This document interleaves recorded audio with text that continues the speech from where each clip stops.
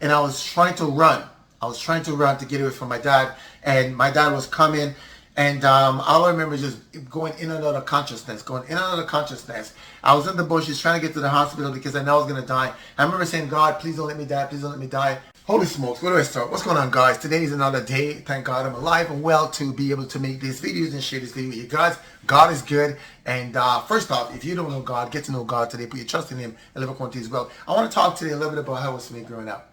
Man, those were probably, I would say, the most saddest part of my life, right? Growing up as a child in Jamaica, my background is Jamaican. Both my parents are Jamaican. My mom is, mixed with Irish. My dad is just straight Jamaican, right? Now, as for me growing up, it was probably, I would say, the most horrifying part of my life. You know what I mean? I was, beat with everything you can imagine, right? My mom and my dad, first of all, I didn't know my mom and my dad to be together. I first saw my mom when I think I was probably about 8 years old. And, thinking that she was going to be a mother to me, but found out very quickly that she wanted nothing to do with us, right? At about age 11, I believe I saw her again, and I was so excited. I never had a mother before in my life, and tried to, scooch up beside her. One day she was sitting down hoping that, she was going to accept me, she was going to love me. She haven't seen me pretty much my whole life, and now she's going to be a mother to me. That didn't happen. My mom pulled away from me. Right? She didn't want me close up onto her.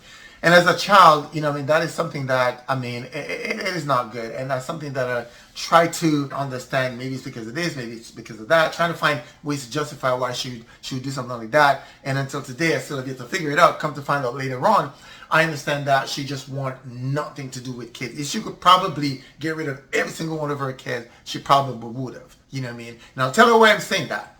Now, I still love my mom, but at the same time, I have to, as they say, I have to love her from a distance because she's the same exact way as she was when I first met her today. And to this day, the other thing is she believes she did nothing wrong. My father, on the other hand, it was kind of like his way of, showing love to us was with brutal force, right? This is what I got beat with growing up. You guys, this is a piece of electrical wire, that they used to, run electricity, right?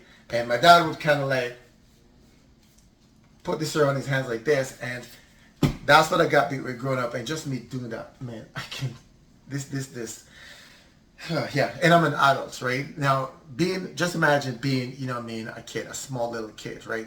And that's what I got beat with growing up. The other thing that my dad would use is this right here is a piece of tire. This is what I got beat with growing up, right? So when my dad finished beating me, I can't sit down, I can't lay down, I can't do nothing because my whole body's swollen.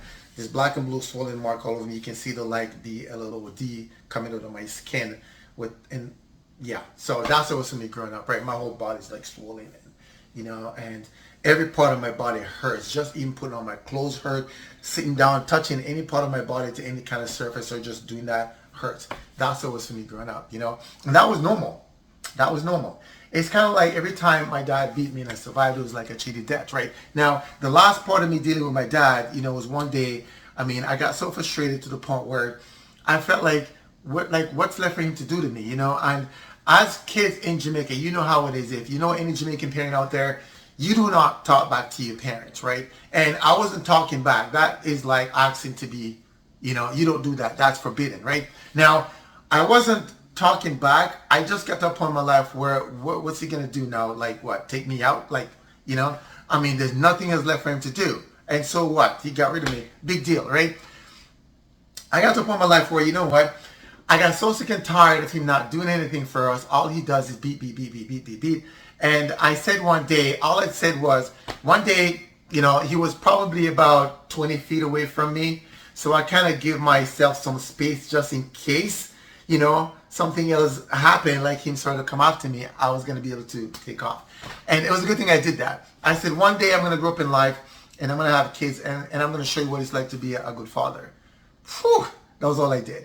My dad, took off and he was coming for me. And he had what Jamaicans call a ratchet knife, and he pulled it out. And I guarantee you guys, if my dad had caught me, I would have been here today, right? And I was running for my life, and when he couldn't catch me, he picked up some big rocks, and all I can hear is these big rocks going at my head, and I was just running. This was the full definition of life and death. I'm not even kidding you guys, because like I said, I wouldn't have been here today. Thank God I was able to get away, and that was the last encounter I had with my dad until I left. Moved away to go stay with some people, and eventually, end up coming to Canada, right? Thank God before he passed, though. This is one of the things that I pray, that God would give me the opportunity where I can actually meet up with my dad, have a man-to-man conversation with him, and just kind of talk about how it was for me growing up, and just being able to forgive him. Because I got to tell you guys, the fear that my dad is still in me, even though I was in Canada and he was still in Jamaica, I would go to my bed at night and I would dream that my dad is coming to get me, and I would wake up out of my sleep terrified, traumatized from how it was.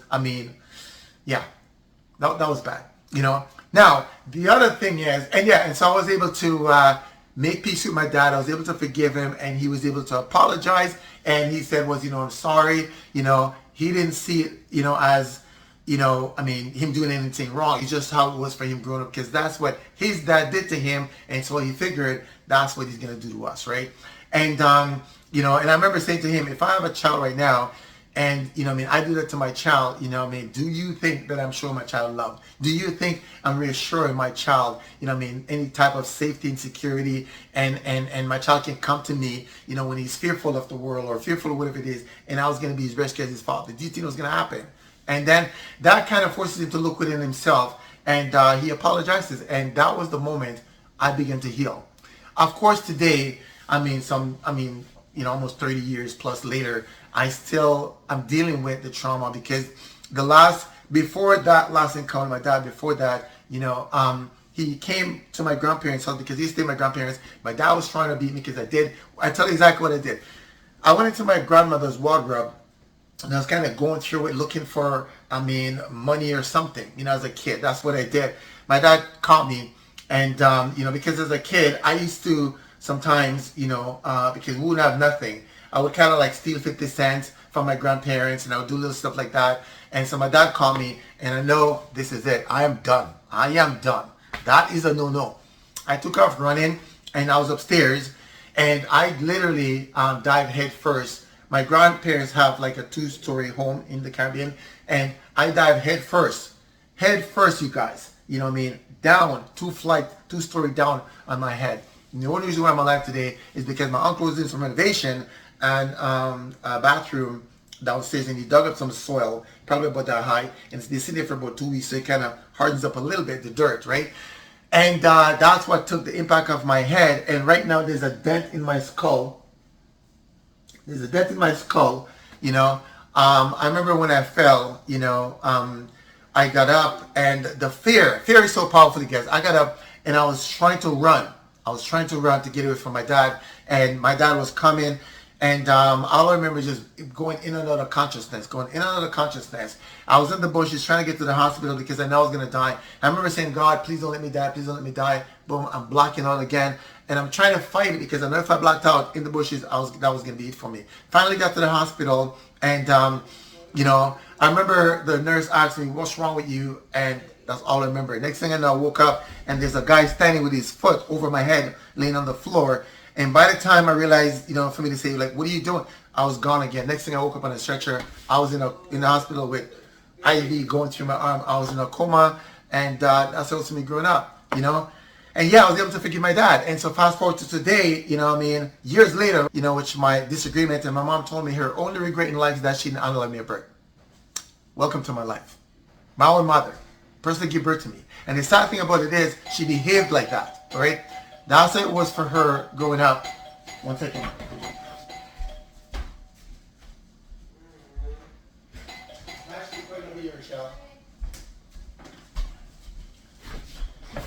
My family just came home. And so that's how it was for me growing up, and so till today, I don't have the best relationship with my mom, and love her from a distance, and still hope and want the best for her, for the rest of my siblings. Having a sister that told me that God should have unalived me when that happened, and those are the people I'm related to. And so, I'm so thankful to God for keeping me alive. I'm thankful for this moment. I'm thankful for you know, just even this moment right now that I can sit here and make this video, because it's only by the grace of God, you know, and I believe that God's got a purpose for my life. So that's a little bit about my background. And so one of the things that I'm doing is that helps me to heal is I love helping people. And so you'll find this channel where I'll go out and I'll bless people, you know what I mean, with money. I'll help them out, whatever needs that, you know what I mean, I can help with. You know, I want to be able to do it because I believe that my purpose is, you know, is to just serve God, you know. And a part of that is me just going out and do all the good I can to all the people I can, you know what I mean, in all the ways I can for as long as I can. That is what I believe my purpose is, and I enjoy doing it. Also, it's a part of me healing. So you'll see me blessing people and giving people money. It's funny I said that because my wife actually said to me sometime, I'm surprised, you know, we're able to accomplish some things in life because you just give away everything, you know. And you know, it's not like I can afford to, you know, but just felt like it's a part of my healing. You know what I mean? It's a part of me healing and becoming better. I just love helping people, and it makes me feel better. Anyways, guys, so just thank you guys so much for watching the video, and I'm going to keep on making videos, and pretty much overall, I want to use my life to help encourage you guys. And, you know, I just believe, like I said, God's got a purpose for my life, and that purpose is to just live in His will and, you know, just serve Him and go out and be an example of Him in all the ways that I possibly can, to all the people I possibly can, for as long as I can. That's my purpose in life. That is my purpose in life. Thank you guys so much for watching the video. So, as always, you guys know what to do. Go out, love one another. If you don't know God, get to know God. Put your trust in Him and live according to His will. And the other thing is, guys, forgive. You know, if people hurt you out there, just learn to forgive, because, you know, it's a part of your healing process. You're going to heal from it.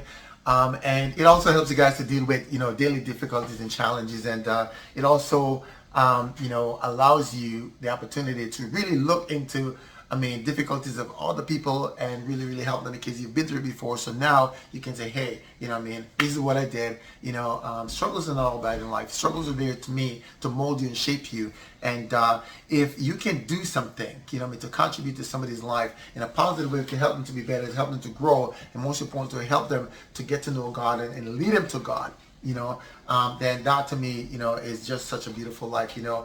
A blessed life. A lot of people talk about a blessed life, but I personally believe that a blessed life, you know, is to be able to look back at the end of your life and see all the people you help along the way. That to me is a blessed life, and I hope that one day, Lord's willing, I'll be able to do that, you know. Yeah. Anyways, guys, thank you so much for watching the videos. Always, you guys know what to do. Go out, love one another. Get to know God. Be a trust in Him and live according to His will. Peace.